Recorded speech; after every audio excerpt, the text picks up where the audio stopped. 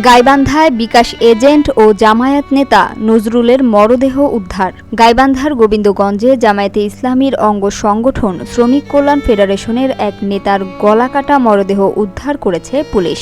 নিহতের নাম নজরুল ইসলাম। তিনি উপজেলার নাকাই ইউনিয়নের শীতল গ্রামের মৃত তোফাজ্জল ইসলামের ছেলে এবং শ্রমিক কল্যাণ ফেডারেশনের শীতলগ্রাম ওয়ার্ড সভাপতি ছিলেন।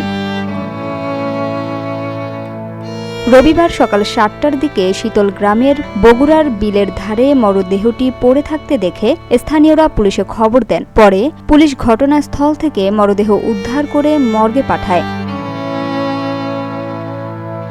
পারিবারিক সূত্রে জানা যায়, নজরুল শীতল গ্রাম বাজারে মুদি দোকানের পাশাপাশি বিকাশ এজেন্টের ব্যবসা করতেন। প্রায়ই তিনি দোকানেই রাত কাটাতেন। শনিবার রাতেও তিনি দোকানে ছিলেন বলে ধারণা পরিবারের, কিন্তু সকালে তার মরদেহ বিলের ধারে পড়ে থাকতে দেখা যায়। নিহতের ছোট ভাই নাজিরুল ইসলাম অভিযোগ করে বলেন, আমার ভাইয়ের বিকাশ ব্যবসার কারণে অনলাইন জুয়ারি ও হ্যাকারদের সঙ্গে দ্বন্দ্ব ছিল। তারা বারবার টাকা হাতিয়ে নিতে চাইত। ভাই রাজি না হওয়ায় তাকে হুমকি দেওয়া হচ্ছিল।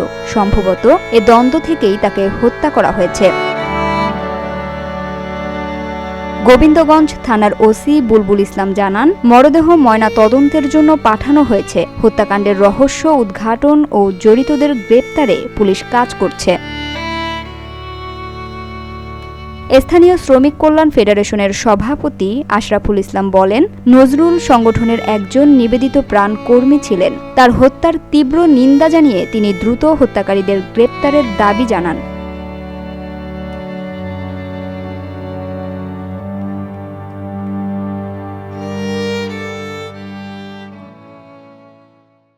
Samia Sultana, GBC television.